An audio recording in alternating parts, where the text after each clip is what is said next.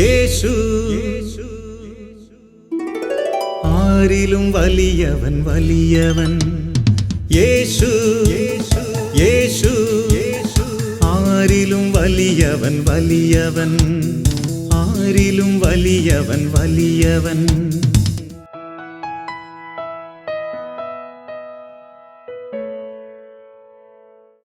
യേശുവേ നന്ദി, യേശുവേ സ്തുതി. ഹല്ലേലൂയ. പരിശുദ്ധാത്മാവേ നന്ദി, പരിശുദ്ധാത്മാവേ സ്തുതി. ഈ വചന ശുശ്രൂഷയിലേക്കും സൗഖ്യപ്രാർത്ഥനയിലേക്കും എല്ലാവരെയും വലിയ സ്നേഹത്തോടെ സ്വാഗതം ചെയ്യുന്നു. നമ്മുടെ കർത്താവായ യേശു 2018 നമ്മുടെ മേൽ ചൊരിഞ്ഞ അനുഗ്രഹങ്ങൾക്കെല്ലാം നമുക്ക് നന്ദി പറയാം. നമ്മൾ ഈ 2018 ഏറ്റുവാങ്ങിയ സങ്കടങ്ങളും വേദനകളും എല്ലാം ദൈവത്തിനെ സമർപ്പിച്ച് 19 പ്രവേശിക്കാൻ പോവുകയാണ്. 2018 ഒത്തിരിയേറെ അനുഗ്രഹങ്ങൾ ആത്മീയമായും ഭൗതികമായും കർത്താവായ യേശു നമുക്ക് നൽകി. ഉറപ്പാണ് 2019 എനിക്കും നിങ്ങൾക്കും വലിയ അനുഗ്രഹത്തിൻ്റെ അഭിഷേകത്തിൻ്റെ വർഷമായിരിക്കും. ഹല്ലേലൂയ. ഉറപ്പാണ്, വിശ്വസിച്ചുകൊള്ളുക. 2019 എനിക്കും നിങ്ങൾക്കും മാനവരാശിക്ക് മുഴുവൻ വലിയ അനുഗ്രഹത്തിൻ്റെ വർഷമായിരിക്കും. പ്രത്യേകിച്ച് യേശുവിൻ്റെ നാമത്തെ വിളിച്ചപേക്ഷിക്കുന്ന ഏതൊരു മകനും മകൾക്കും 2019 വലിയ അഭിഷേകത്തിൻ്റെ, ഉയർച്ചയുടെ, നന്മയുടെ വർഷമായിട്ട് മാറാനായിട്ട് പോവുകയാണ്. Hallelujah, hallelujah. യേശുവേ നന്ദി, യേശുവേ സ്തുതി. ആമേൻ. പൗലോസ് അപ്പോസ്തലൻ എഫെസോസ്യർക്ക് എഴുതിയ ലേഖനത്തിൽ 4-ാം അധ്യായത്തിൻ്റെ 17 മുതൽ 24 വരെയുള്ള വചനങ്ങളാണ് നമ്മൾ ധ്യാനിക്കുന്നത്. ആ വചനഭാഗത്തിൻ്റെ ഹെഡിങ് ഇതാണ്: ക്രിസ്തുവിൽ നവജീവിതം. ക്രിസ്തുവിൽ നവജീവിതം. ക്രിസ്തുവിൽ ഒരു പുതിയ സൃഷ്ടിയാവുക, ഒരു പുതിയ മനുഷ്യനായിട്ട് മാറുക. ഇതാണ് എൻ്റെയും നിങ്ങളുടെ ജീവിതത്തിൽ ഏറ്റവും പ്രധാനപ്പെട്ടത്. കർത്താവിൽ ഞാൻ നിങ്ങളോട് ഉറപ്പിച്ചു പറയുകയും സാക്ഷ്യപ്പെടുത്തുകയും ചെയ്യുന്നു, നിങ്ങൾ ഇനി ഒരിക്കലും വ്യർത്ഥചിന്തയിൽ കഴിയുന്ന വിജാതിരെ പോലെ ജീവിക്കരുത്. ഇനി ഒരിക്കലും നിങ്ങൾ വ്യർത്ഥ ചിന്തയിൽ കഴിയുന്ന വിജാതിയരെ പോലെ ജീവിക്കുവാനായിട്ട് പാടില്ല. യേശുക്രിസ്തുവിനെ ഹൃദയത്തിൽ രക്ഷകനായി നാഥനായിട്ട് സ്വീകരിച്ചവർ ലോകത്തിൻ്റെ വ്യർത്ഥചിന്തയിൽ, പാപത്തിൻ്റെ സുഖങ്ങളിൽ, ജഡമോഹങ്ങളിൽ ജീവിക്കേണ്ടവരല്ല. വിജാതിയരായിട്ടുള്ളവർ ശരീരത്തിൻ്റെ സുഖത്തിൻ്റെ പിന്നാലെ, ലോകത്തിൻ്റെ സുഖത്തിൻ്റെ പിന്നാലെ നടക്കുന്നത് പോലെ നടക്കാനായിട്ട് വിളിക്കപ്പെട്ടിരിക്കുന്നവരല്ല ക്രിസ്തുവിലായിരിക്കുന്നവർ. വിജാതിരെ പോലെ വ്യർത്ഥ ചിന്തയിൽ, ലോകമോഹങ്ങളിൽ മുഴുകി ജീവിക്കുവാൻ പാടില്ലെന്ന് അപ്പോസ്തലൻ ശക്തമായിട്ട് നമ്മെ ഓർമ്മിപ്പിക്കുകയാണ്.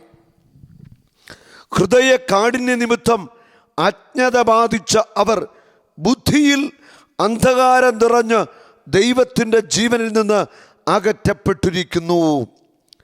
ഹൃദയ കാഠിന്യ നിമിത്തം അജ്ഞത ബാധിച്ചു. ഹൃദയ കാഠിന്യം ബാധിച്ചവരാ. ഹൃദയം കഠിനമാക്കി. മാംസളമായ ഒരു ഹൃദയമാണ് നമുക്കുണ്ടാവേണ്ടത്.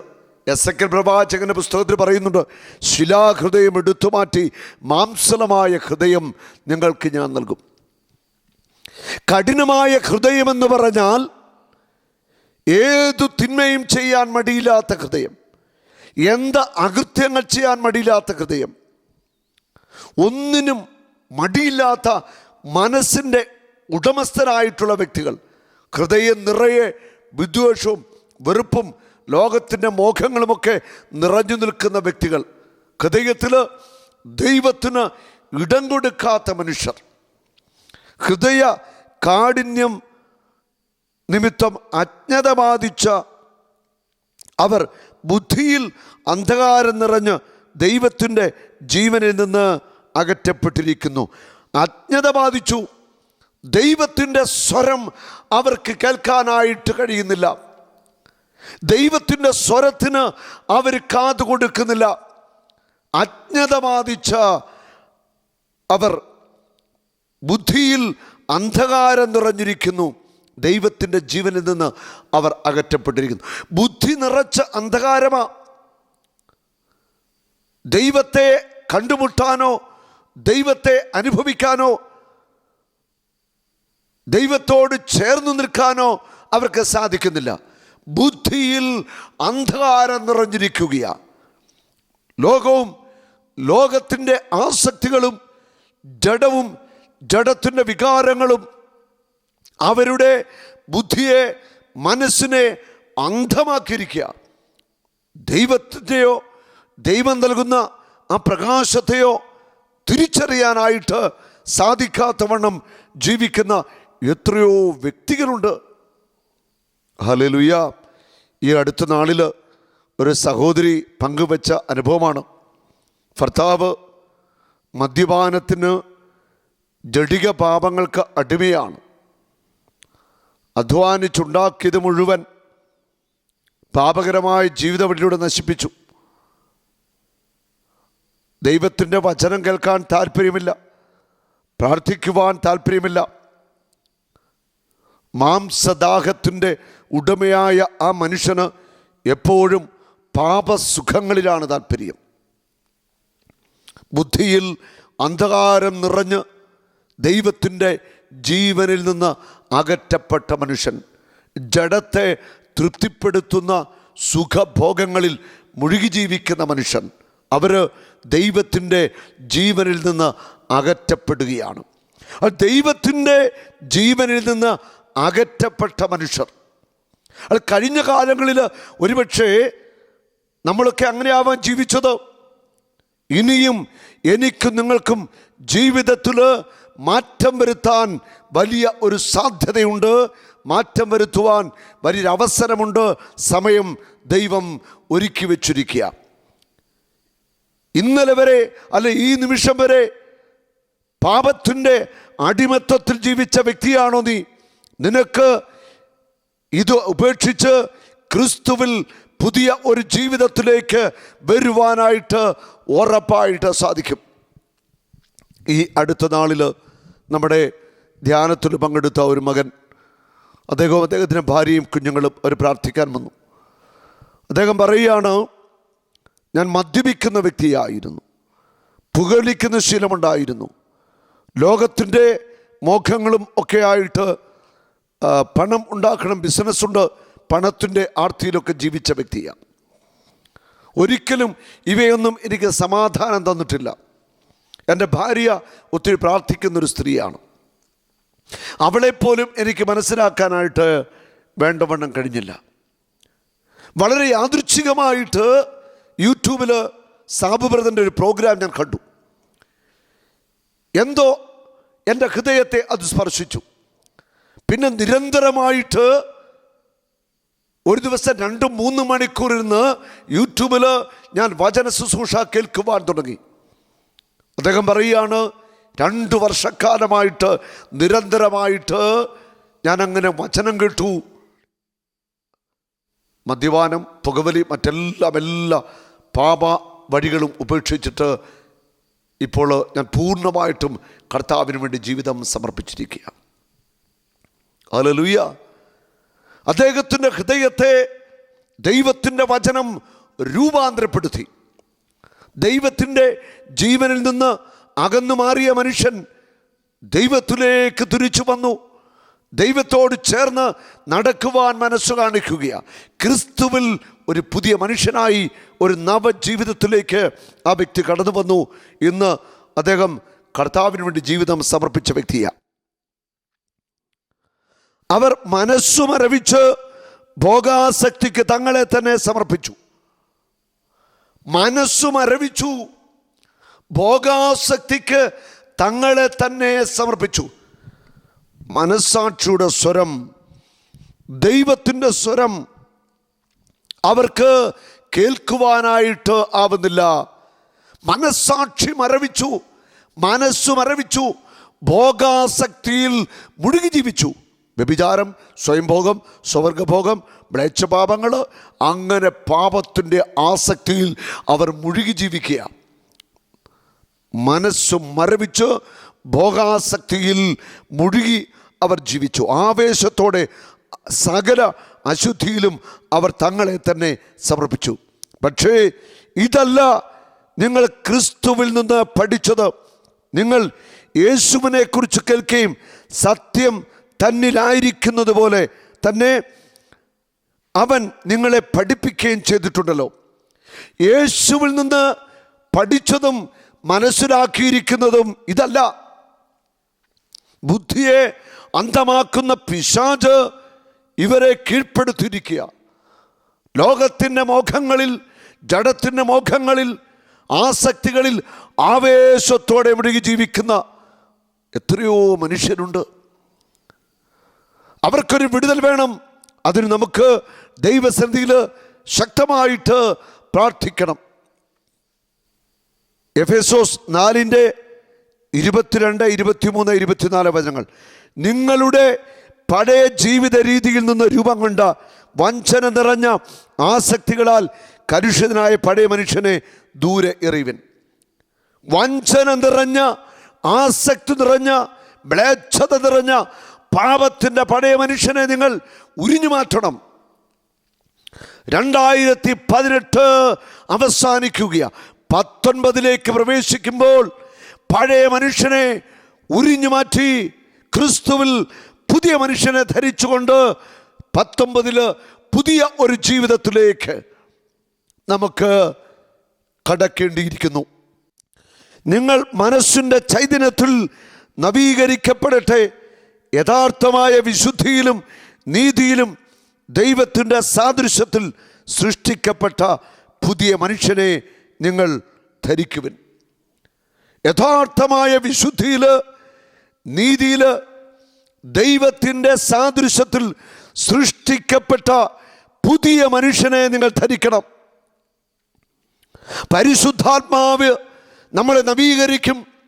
പരിശുദ്ധാത്മാവ് നമ്മളെ പുതിയ സൃഷ്ടിയാക്കും. പരിശുദ്ധാത്മാവിൽ നവീകരിക്കപ്പെട്ട പുതിയ ഒരു മനുഷ്യനായിട്ട് നമുക്ക് മാറാം. പാപത്തിൻ്റെ ആസക്തികളിൽ ആവേശത്തോടെ മുഴുകി നീ ജീവിച്ചിട്ടുണ്ടാവാം. അത് അവസാനിപ്പിക്കുക. മനസ്സിൻ്റെ നവീകരണം വഴി നീ പുതിയ മനുഷ്യനായിട്ട് മാറണം. 2019 നിന്നെ കാത്തിരിക്കുകയാ. അനുഗ്രഹത്തിൻ്റെ വർഷമായി. കഴിഞ്ഞകാല പാപത്തിൻ്റെ ചെയ്തികൾ വിട്ടുപേക്ഷിക്കാം. നന്മ ചെയ്യുന്ന, വചനമനുസരിക്കുന്ന, ദരിദ്രരെ സ്നേഹിക്കുന്ന, ക്രിസ്തുവിന് വേണ്ടി ജീവിതം സമർപ്പിക്കുന്ന വ്യക്തിയായിട്ട് നീ മാറണം. അങ്ങനെ മാറണമെങ്കിൽ ദൈവത്തിൻ്റെ ആത്മാവ് നിന്നെ സ്പർശിക്കണം. ദൈവത്തിൻ്റെ പരിശുദ്ധാത്മാവിനെ മാത്രമേ നിന്നെ രൂപാന്തരപ്പെടുത്തുവാൻ, പുതിയ സൃഷ്ടിയാക്കുവാൻ, പുതിയ മനുഷ്യനാക്കുവാനായിട്ട് സാധിക്കത്തുള്ളൂ. മനസ്സു മരവിച്ച് ഭോഗാസക്തിക്ക് അടിമപ്പെട്ടു ജീവിക്കുന്നവർ, ബുദ്ധിയിൽ അന്ധകാരം നിറഞ്ഞിട്ട് ദൈവത്തെ മാറ്റി നിർത്തി എല്ലാം നേടുവാനായിട്ട് കുതിച്ചു പായുന്നവർ, ഓർത്തുകൊള്ളുക, നിന്റെ വീഴ്ച ആസന്നമായിരിക്കുകയാണ്. ഒന്ന് തിരിഞ്ഞു നോക്കാം. നമ്മുടെ കഴിഞ്ഞകാല ജീവിതത്തിലേക്ക് തിരിഞ്ഞു നോക്കാം. ഒത്തിരിയേറെ തെറ്റുകൾ സംഭവിച്ചില്ലേ? ഒത്തിരിയേറെ വീഴ്ചകൾ നമ്മുടെ ജീവിതത്തിൽ ഉണ്ടായിട്ടുണ്ട്. ദൈവസന്നിധിയിൽ മുട്ടുമടക്കി നിലവിളിക്കാം. കഴിഞ്ഞകാല പാപങ്ങളെയും ദുർചെയ്തികളെയും ഓർത്ത് മാപ്പ് ചോദിക്കാം. നമുക്ക് ദൈവത്തിലേക്ക് മടങ്ങി വരാം. ഒറ്റ നിമിഷം കൊണ്ട് സക്കേബൂസ് എല്ലാം വിട്ടുകൊടുത്ത് തിരിച്ചു വന്നതുപോലെ നമുക്ക് തിരിച്ചു വരാം. നിനക്ക് അനുഗ്രഹിക്കപ്പെട്ട ഒരു ജീവിതം, സുഭിക്ഷതയുടെ നാളുകൾ, നന്മയുടെ നാളുകൾ, അനുഗ്രഹത്തിൻ്റെ വത്സരങ്ങൾ കർത്താവ് ഒരുക്കി വെച്ചിരിക്കുന്നു.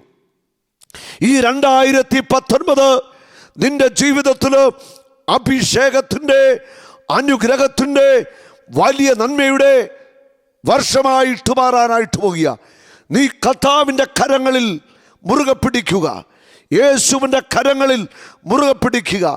പരിശുദ്ധ അമ്മയുടെ കരങ്ങളിൽ മുറുകെ പിടിച്ചുകൊണ്ട് നമുക്ക് രക്ഷകനായ ക്രിസ്തുവിൻ്റെ മുഖത്തേക്ക് നോക്കിക്കൊണ്ട് 2019 നേരിടാം.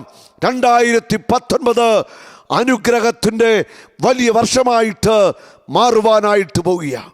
ഉറപ്പാണ്, ഇത് എനിക്കും നിങ്ങൾക്കും അനുഗ്രഹ വർഷമാണ് 2019.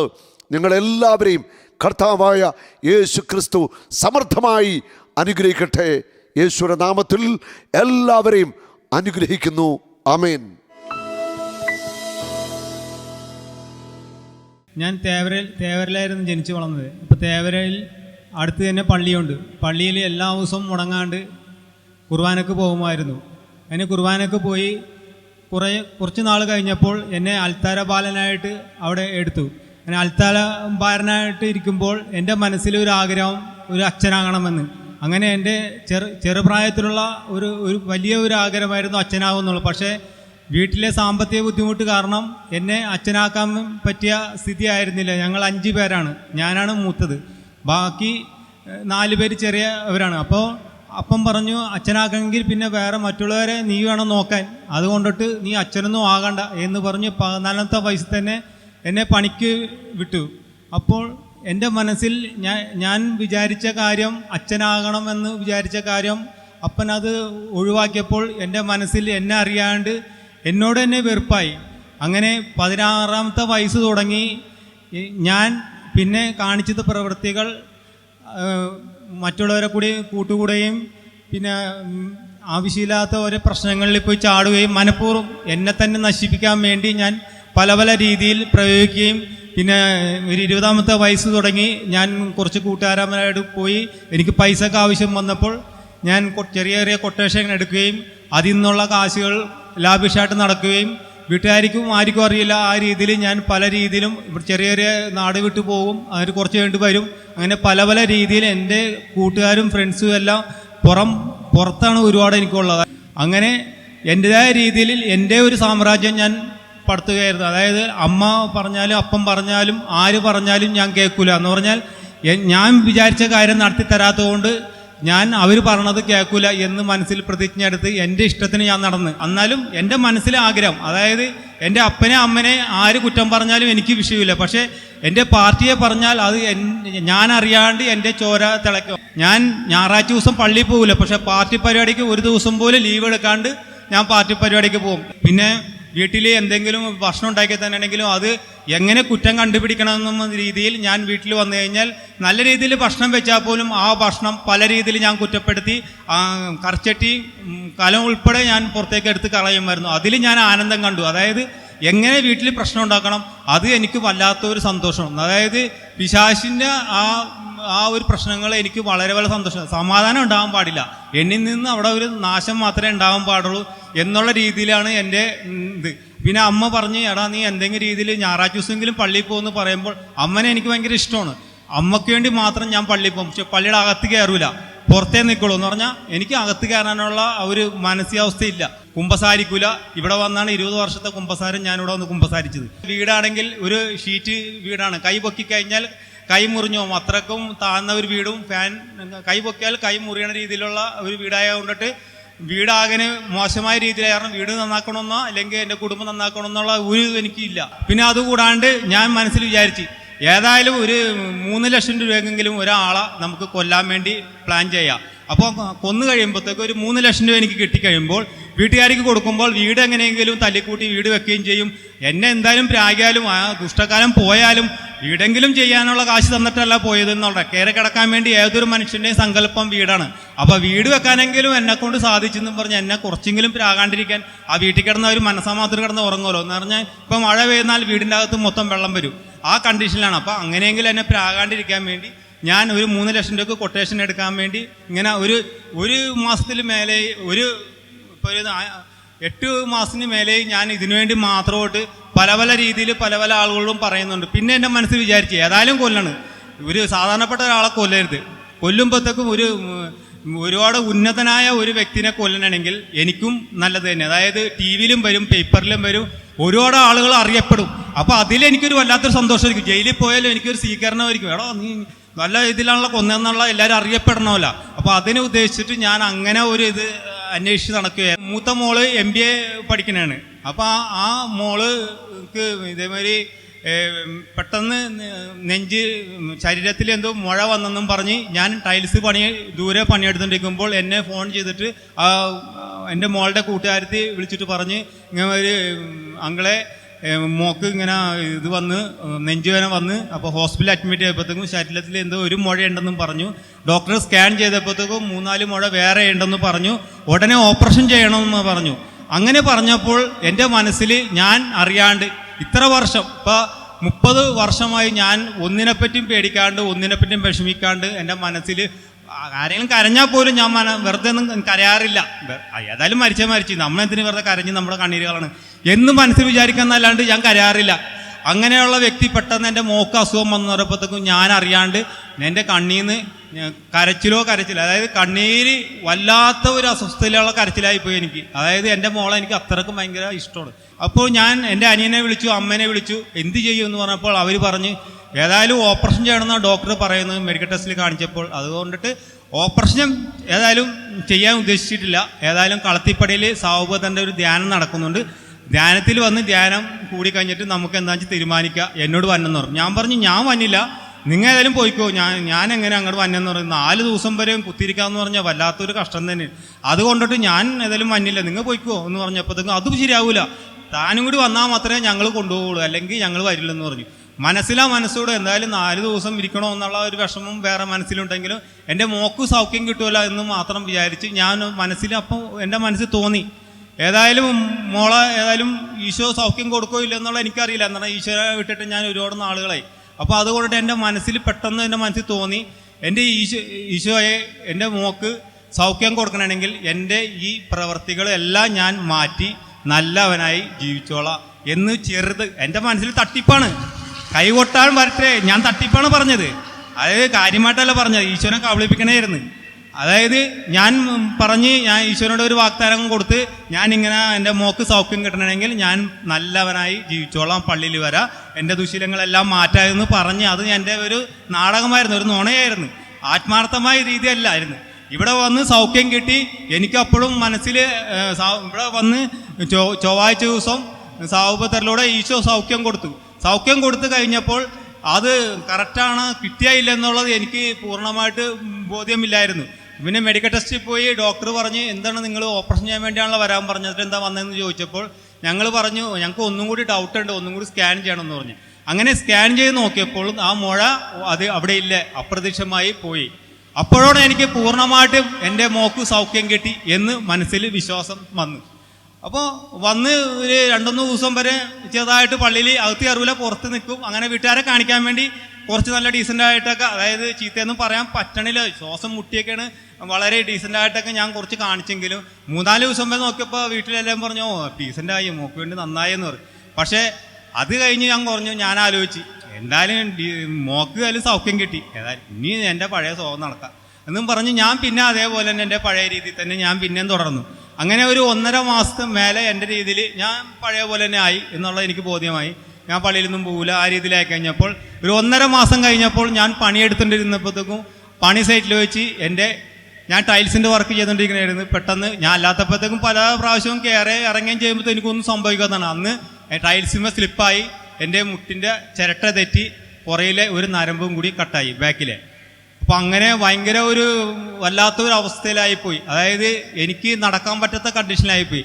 അങ്ങനെ ഞാൻ വീട്ടിൽ വന്ന് 3-4 ഹോസ്പിറ്റലിൽ കാണിച്ചപ്പോഴത്തേക്കും മെഡിക്കൽ ടെസ്റ്റിൽ കാണിച്ചപ്പോൾ ഡോക്ടർ പറഞ്ഞ് 100% ബാക്കിലെ നരമ്പും കൂടി പൊട്ടി കൊണ്ടിട്ട് മുട്ടിൻ്റെ ചിരട്ട തെറ്റിയാലും ആ നരമ്പ് നമ്മൾ ഓപ്പറേഷൻ ചെയ്ത് കറക്റ്റ് ചെയ്താലും പിന്നീടും 1.5 ലക്ഷം രൂപ ഓപ്പറേഷന് ചിലവ് വരും.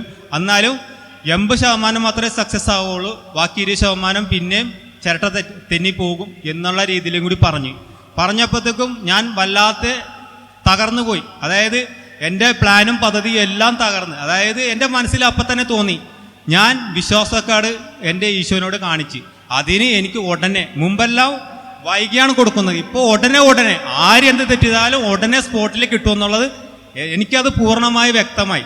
അപ്പോൾ ഞാൻ മനസ്സിൽ വിചാരിച്ചു എനിക്ക് ഈശോ തന്ന ആ ഒരു ഞാൻ ചെയ്ത എൻ്റെ മോക്ക് വേണ്ടി ഞാൻ കള്ളത്തരം കാണിച്ച് അതിനെനിക്ക് ഈശോ തന്ന ഇതാണ്, അത് ആ സഹനം ഞാൻ സന്തോഷത്തോടെ ഏറ്റെടുത്തു. അപ്പം ഞാൻ മനസ്സിൽ വിചാരിച്ച് ഞാൻ ഇനി ധ്യാനത്തിന് ഏതായാലും വരില്ല.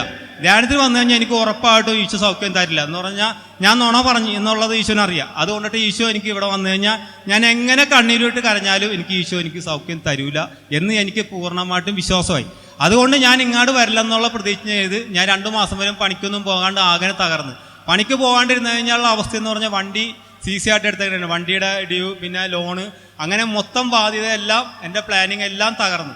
ഞാൻ മനസ്സിൽ വിചാരിച്ച് ഏതായാലും നശിഞ്ഞ് ഇതായി. അപ്പോൾ ഏതായാലും ഇവിടെ നിന്ന് നാട് വിട്ട് എവിടെയെങ്കിലും പോയി എവിടെയെങ്കിലും വല്ല കടത്തിണ്ണൽ എവിടെയെങ്കിലൊക്കെ കിടന്ന് അങ്ങനെ ഏതായാലും കാലത്തെ കഴിക്കുക, വേറെ നിവൃത്തിയില്ല, ഇനി അങ്ങനെ ജീവിക്കുക. അതായത് ഞാൻ ഏതായാലും എന്നെക്കൊണ്ട് ഒരു ഉപകാരം വീട്ടിലില്ല. അപ്പോൾ പിന്നെ ഞാൻ എന്തിനാണ് വെറുതെ വീട്ടിൽ അധികപ്പറ്റായിട്ട് ഞാൻ വീട്ടിൽ കിടക്കണം, എവിടെയെങ്കിലും പോകാം എന്നുള്ള മനസ്സിൽ വിചാരിച്ച് എൻ്റെ പെങ്ങളോട് പറഞ്ഞപ്പോൾ പെങ്ങൾക്ക് ഈശ്വർ ഭയങ്കര വിശ്വാസം ഉള്ള ആളാണ്. പെങ്ങളും എൻ്റെ അമ്മയല്ല, എൻ്റെ കുടുംബക്കാരെല്ലാവർക്കും ഭയങ്കര വിശ്വാസം.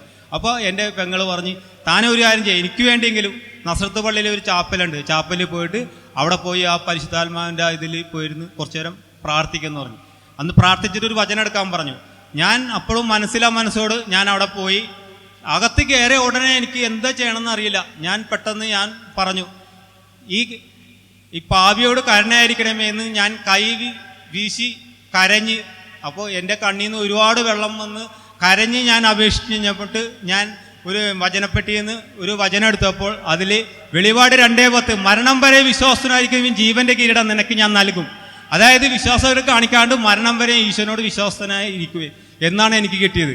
അപ്പോൾ എൻ്റെ മനസ്സിൽ ആഗ്രഹം ഉറപ്പായിട്ടും ഇവിടെ ധ്യാനത്തിന് വന്നു കഴിഞ്ഞാൽ ഈശോ എന്നെ തൊടും എന്ന് എനിക്ക് പൂർണ്ണ വിശ്വാസം വന്ന്. വിശ്വാസം ഉണ്ടെങ്കിൽ മാത്രമേ നമുക്ക് സൗഖ്യം കിട്ടുകയുള്ളൂ. അങ്ങനെ ഞാനിവിടെ വന്ന് ചൊവ്വാഴ്ച സുതിപ്പിൻ്റെ ടൈമിൽ സാവബദർ എൻ്റെ മുട്ടിൻ്റെ ചിരട്ട തൊട്ടിട്ട് പറഞ്ഞു, ഇനി മരണം വരെ എൻ്റെ മുട്ടിൻ്റെ ചിരട്ട തെന്നി പോകൂല എന്ന് പറഞ്ഞു.